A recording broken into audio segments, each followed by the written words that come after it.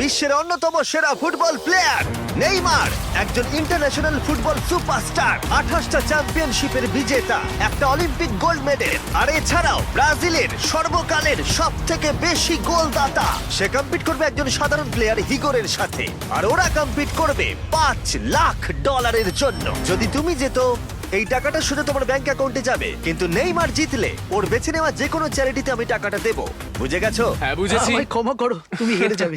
আরে নেইমার বলছে তুমি হেরে যাবে। শুরু করবো একটা পেনাল্টি শুট আউট দিয়ে। দুজনে স্কোর করলে আমরা 15 পা করে পিছিয়ে যাব। ততক্ষণ আমরা এটা করে যাব যতক্ষণ না একজন স্কোর করে আর একজন মিস করে দেয়। কে প্রথমে শুরু করবে? চলো। Rock paper scissor shoot. আমি আমি জিতে প্রথম। গেছি। তাহলে নেইমার প্রথমে। এতে পুরো চাপটা আমার উপরেই পড়বে। ইজি। ইজি। ঠিক আছে, আমরা দেখলাম দুজনে স্কোর করলো, কিন্তু এবার আমরা 15 পা পিছিয়ে যাব। ও নেইমার এবার সিরিয়াস হচ্ছে। তোমার এবার ভয় পাওয়া উচিত, ও কিন্তু জুতোর ফিতে বাঁধলো। প্রথম 4টে শট নেইমারের মতো বিখ্যাত ফুটবলার কখনোই মিস করতে পারে না।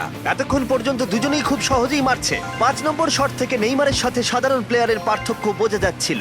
অফিসিয়ালি দুজনের পক্ষেই চ্যালেঞ্জটা এবার কঠিন হচ্ছে। যতক্ষণ না মিস হচ্ছে ততক্ষণ আমরা পিছবো। এবার তুমি ঠিক আগে আছে? মারো। আমি আগে কোচ মারবো? চায় তুমি প্রথমে শট মারো। ঠিক আছে মারছি।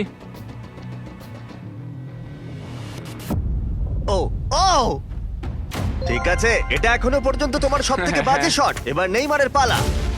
ও ও মাই গড, বলটা পুরো সুইং করে গোলের ভেতরে গিয়ে ঢুকলো। চাপে পড়লে খুব ভালো লাগে। বিশ্বকাপের চাপের সাথে এটা তুলনা হয়? না, বিশ্বকাপে আরো বেশি চাপ। দাঁড়াও দাঁড়াও, তুমি শট মারার আগে তুমি $5 লাখ চেকটা ধরো। নিশ্চয়ই। তুমি এটা গোল করলে আর ও মিস করে দিলে এটা তোমার হয়ে যাবে। তুমি নেইমারকে হারাতে পারবে, ঠিক আছে? ভরসা রাখো। ঠিক আছে। ও না, নেইমারকে এটা গোল করতে হবে। যদি ও মিস করে তাহলে তুমি সুযোগ পাবে। মিস করো, মিস করো প্লিজ। দাঁড়াও ভাই, এদিকে একটু সরে এসো। এই গোলটা তবেই কাউন্ট করা হবে যদি এটা বারের মধ্যে লেগে গোলে ঢোকে। না ঢুকলে এটা গোল নয়। নেইমার এতটাই ভালো যে ও বলছে গোলটা তবেই কাউন্ট হবে যদি বলটা বারে লেগে গোলে ঢোকে।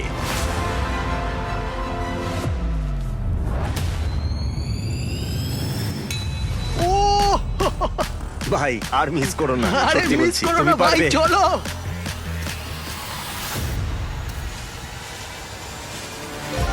ঠিক আছে, ওর ভাগ্য ভালো যে নেইমার ওকে সুযোগ দিচ্ছে। ও নেইমার, ও অপেক্ষা করলো না।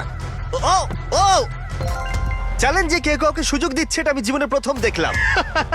ঠিক আছে, এইবার আমি চাই নেইমার প্রথমে মারুক। সাধারণত নেইমারের বিপক্ষে একজন বিশ্বমানের গোলকিপার গোলের নিচে থাকে, কিন্তু এটা এখন খালি। ও মাই গড, ভাই তোমার জন্য আমার চিন্তা হচ্ছে। এটাই হয়তো শেষ তুমি সুযোগ। শুধু ওই আচ্ছা। ক্যামেরাটাকে টার্গেট করো, ঠিক দেখো আছে। বলটা গোলে নেইমার ঢুকে তোকে যাবে। খেলা শেখাচ্ছে। ক্যামেরাটা। হ্যাঁ।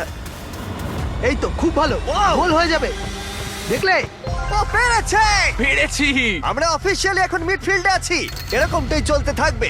রেডি হলি মেরে দাও।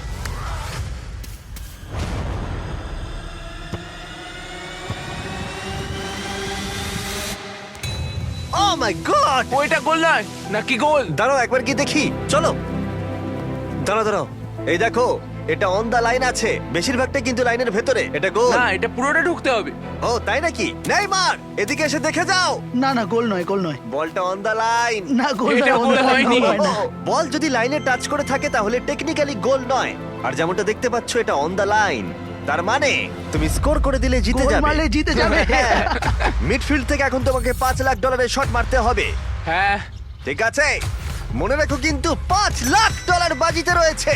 ওর জীবনের সব থেকে বড় শট গোট নেইমার দেখছে হিগোর পারে কিনা।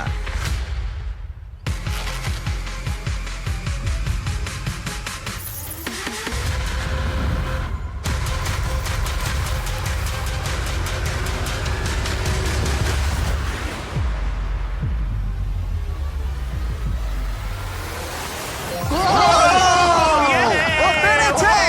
খুব ভালো! আমি পেরেছি। আরে ডলফিন কোত্থেকে এলো? আমি তো বুঝতেই পারছি না। আমি পেরেছি। তুমি পেরেছো ভাই, খুব খুব মিষ্টি। ভালো। এই নাও তোমার $5 লাখ। Yes! তুমি জিতে আমি গেছো, খুব পেরেছি, ভালো। পেরেছি।